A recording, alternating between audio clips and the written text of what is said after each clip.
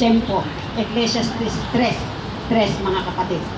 So ngayon po, ang sinabi po ng tema, mga kapatid, banggitin ko lang po yung sabi niya.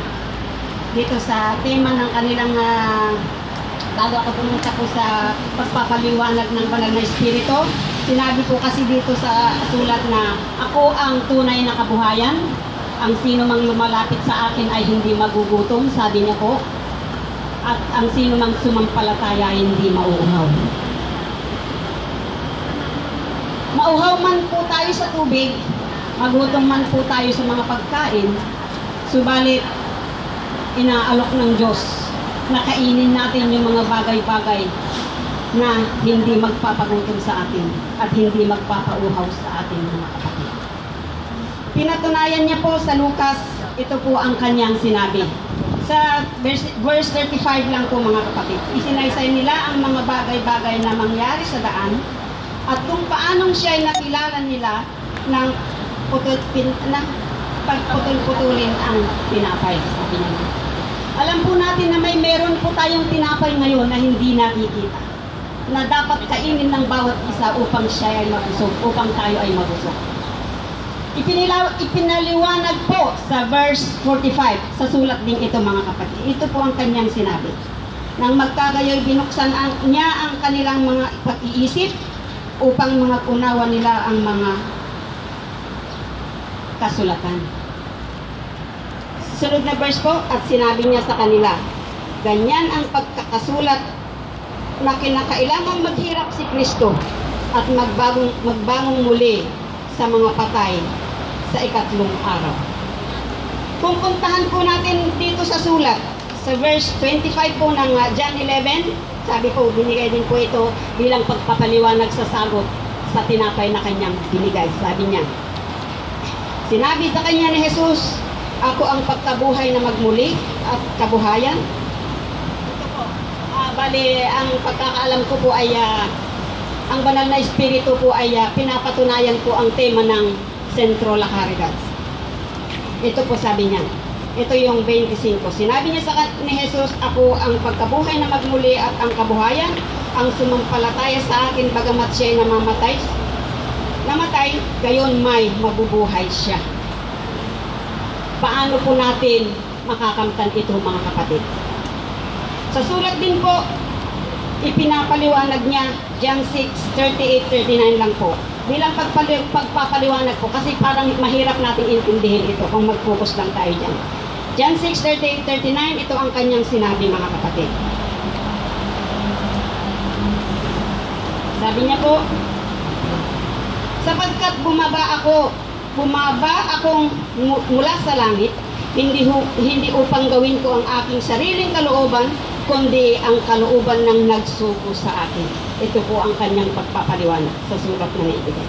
39 po, at ito ang kalooban ng nagsugo sa akin, na sa lahat ng ibinigay niya sa akin ay huwag kong iwala ang anuman, kundi ibangon sa huling araw.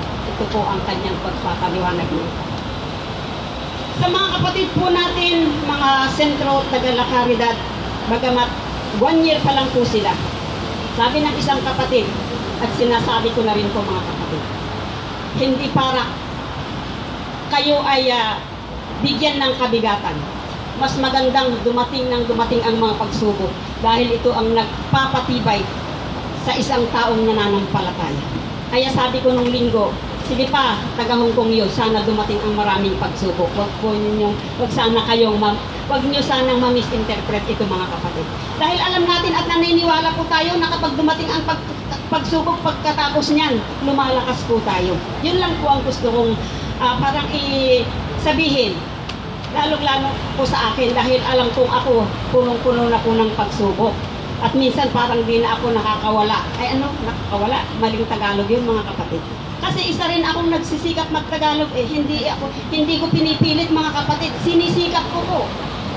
Sorry po, mami, sabi pa kasi nila, wag natin daw pilitin, sisikapin po natin, sabi ng isang kapatid. So sabi ko, ay ganun pala. Kasi nung una sinasabi ko rin na pinipilit ko, minsan sasabihin pala natin, sinisikap pala natin. Kasi mas masaya pag nagsisikap tayo kaysa yung pinipilit, di ba? Pag pinipilit mo, parang di ka masaya.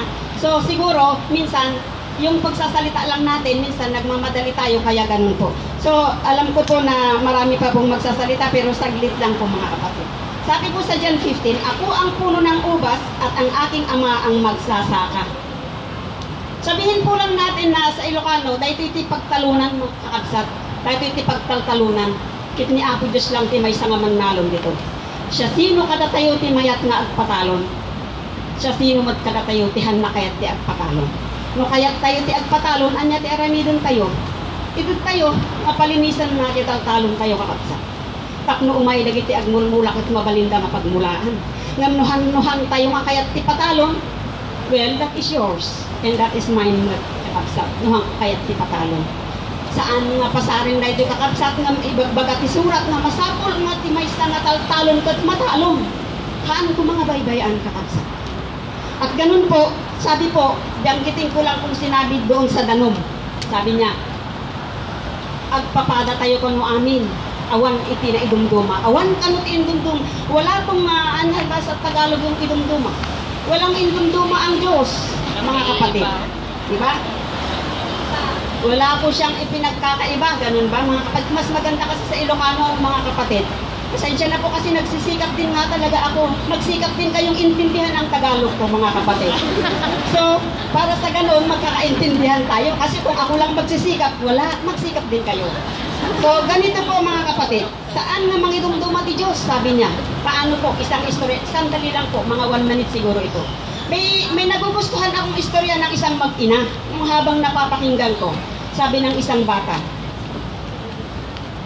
ako'y tulad ni Goliath, sabi niya, na siyang natalampakan lang ang aking taas tinay, sabi niya.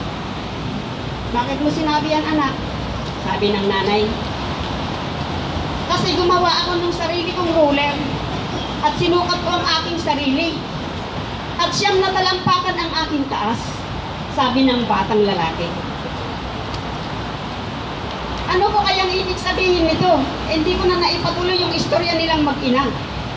Kaya sabi ko sa sarili ko, hindi natin, bagamat wasto ko yung sukat ng bata, dahil gumawa siya ng sariling ruler, sinukat niya ang kanyang sarili, pakamali.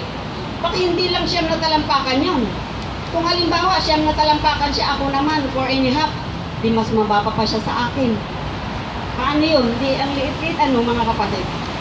Pero gaya ni Goliath po, kahit maliit siya, may magandang istorya kasi kung alam natin ang story ni Goliath po, mga kapatid. So ngayon po pala, hindi natin pwedeng sukatin ang ating sarili. Hindi halimbawa sabihin mo na wala akong alam, ay may alam ako. Sinusukat po natin ang ating sarili. So para maging pantay-pantay po tayo, sabi ko kasi sa sulat, no umawat kayo ti parabor, agpapada kayo amin. Kunana. Nudumteng tayo ti panagpapada, no umawat tayo ti parabor, iso nga masapol nga mangan tayo di tinapay nga napispisi, taknuloktan na dagiti pus, titiisip tayo kunana.